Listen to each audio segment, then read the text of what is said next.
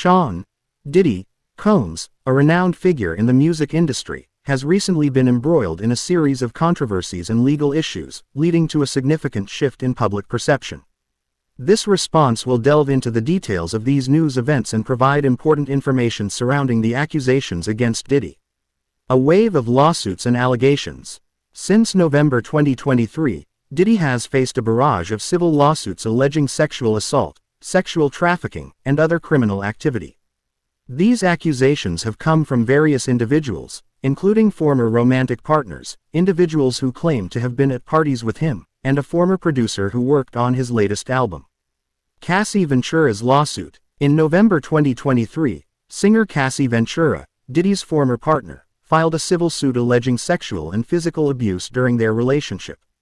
The suit claims that Diddy raped her, beat her in fits of rage, and forced her to engage in sexual acts with other men, often sex workers, while he watched. Diddy vehemently denied these allegations, calling them sickening, and the suit was settled shortly after it was filed. 1. Other lawsuits. Following Ventura's lawsuit, several other individuals came forward with their own accusations against Diddy. These include Joy Dickerson Neal, accused Diddy of drugging and sexually assaulting her in 1991. She also alleged that he recorded the assault and shared it with others. 1. Liza Gardner, accused Diddy of sexually assaulting her when she was 16 years old in 1990 or 1991. 1. Jane Doe, filed a lawsuit alleging that she was gang raped and sex trafficked by Diddy and Harvey Pierre, a former president of Diddy's record label, in 2003. 1. Rodney Lil Rod Jones, alleged that Diddy sexually harassed and assaulted him, forced him to procure sex workers, and witnessed him giving drugs to people at parties. Jones also accused Diddy of being involved in a 2022 shooting at a Los Angeles recording studio. 1. Diddy has denied all of these allegations, calling them meritless accusations. His lawyer, Aaron Dyer, has described the investigation as a witch hunt. 4. Federal investigation and raids. In March 2024, federal agents from Homeland Security Investigations raided Diddy's properties in Los Angeles and Miami as part of a sex trafficking inquiry. Firearms were found at his residences, and his phones were seized at an airport. 1. Diddy's legal team has characterized the raids as an excessive show of force and an unprecedented ambush. They maintain that Diddy is innocent and will continue to fight to clear his name. 4. Public reaction and impact. The allegations against Diddy have sparked widespread public debate and scrutiny. Some have expressed support for the accusers and called for a thorough investigation. Others have defended Diddy, pointing to his lack of criminal convictions and the possibility of false accusations. The controversy has also had a significant impact on Diddy's career. He stepped down as chairman of Revolt TV, a media company he co-founded. Additionally, he has faced criticism for his continued public appearances and social media activity, with some arguing that he should be more reserved during the investigation. A legacy in question. The recent allegations against Diddy have cast a shadow over his long and successful career. He has built a multifaceted empire, encompassing music, fashion, and liquor brands. However, the accusations of violence and abuse have raised questions about his character and the nature of his success. The outcome of the federal investigation remains to be seen. However, the allegations have already had a profound impact on Diddy's public image and legacy. Further exploration. This is a developing story, and further information is likely to emerge as the investigation progresses. It's important to stay informed about the latest developments and to consider all perspectives on the situation. It is also crucial to recognize the broader context of these allegations. The #MeToo movement has brought to light the prevalence of sexual assault and harassment, particularly in the entertainment industry. These allegations against Diddy reflect a broader societal conversation about power dynamics, accountability, and the need for systemic change. Si Sean Diddy Combs, isang kilalang tao sa industriya ng musika, ay kamakailan lamang ay nasangkot sa isang serye ng mga kontrobersya at legal na issue na nagdulot ng isang makabuluhang pagbabago sa pananaw ng publiko. Ang tugon na ito ay magbabalik sa mga detalye ng mga balitang ito at magbibigay ng mahalagang impormasyon tungkol sa mga akusasyon laban kay Diddy. Isang alon ng mga kaso at akusasyon. Mula noong Nobyembre taong 2023, si Diddy ay nahaharap sa isang sunod-sunod na mga kaso sa sibil na nag-aakusa ng sexual na pang-aabuso, sexual na pangangalakal ng tao, at iba pang krimen.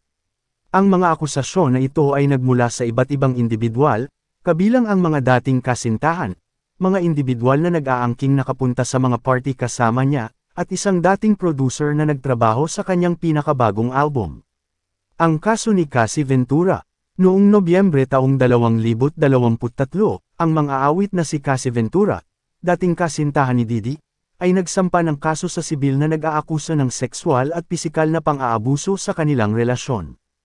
Ang kaso ay nagsasabing si Diddy ay nang-rape sa kanya, binugbog siya sa galit, at pinilit siyang makipagtalik sa ibang mga lalaki, kadalasang mga manggagawa sa sex, habang pinapanood niya.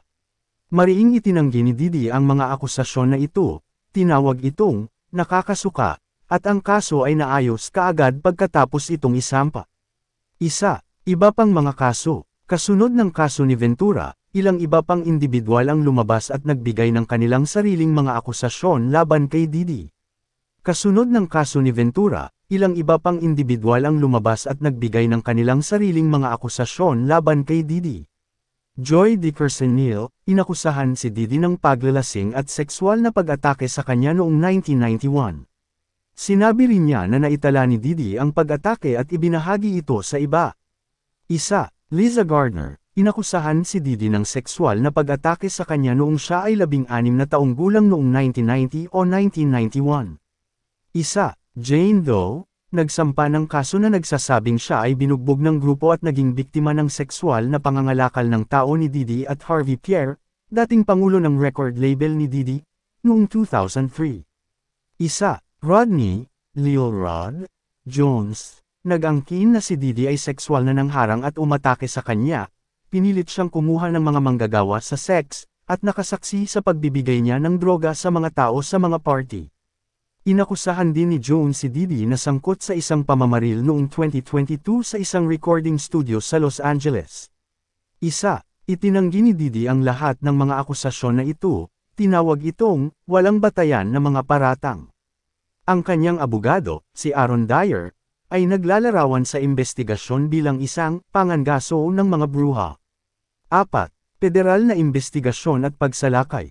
Noong Marso taong 2024, ang mga ahente ng federal mula sa Homeland Security Investigations ay sumalakay sa mga ari-arian ni Diddy sa Los Angeles at Miami bilang bahagi ng isang investigasyon sa sexual na pangangalakal ng tao.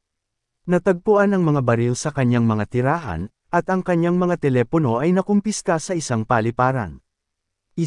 Inilarawan ng legal team ni Diddy ang mga pagsalakay bilang isang labis na pagpapakita ng puwersa, at isang hindi pa naganap na pag-ambush. Pinanatili nila na si Diddy ay inosente at patuloy na lalaban upang linisin ang kanyang pangalan. Reaksyon at epekto ng publiko. Ang mga akusasyon laban kay Diddy ay nagdulot ng malawakang debate at pag-scrutinize sa publiko. Ang ilan ay nagpahayag ng suporta para sa mga nag-akusa at nanawagan para sa isang masusing investigasyon.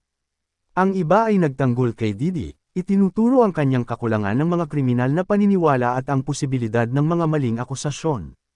Ang kontrobersya ay nagkaroon din ng malaking epekto sa karera ni Diddy. Nagbitiw siya bilang chairman ng Revolt TV, isang kumpanya ng media na kanyang itinatag.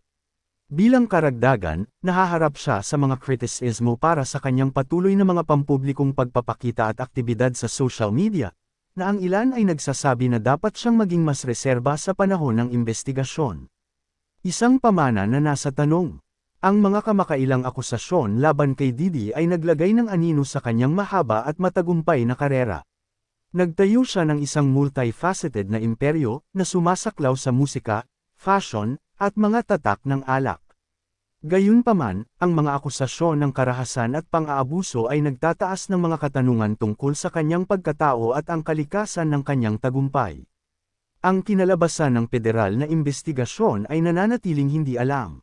Gayunpaman, ang mga akusasyon ay nagkaroon na ng malalim na epekto sa imahe at pamana ni Diddy sa publiko.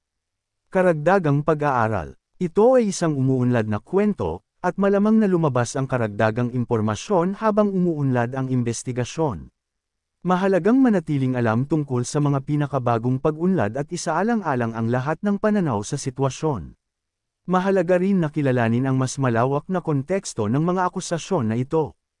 Ang kilusang #metuo ay nagdala ng liwanag sa pagkalat ng sexual na pag-atake at panliligalig, lalo na sa industriya ng libangan.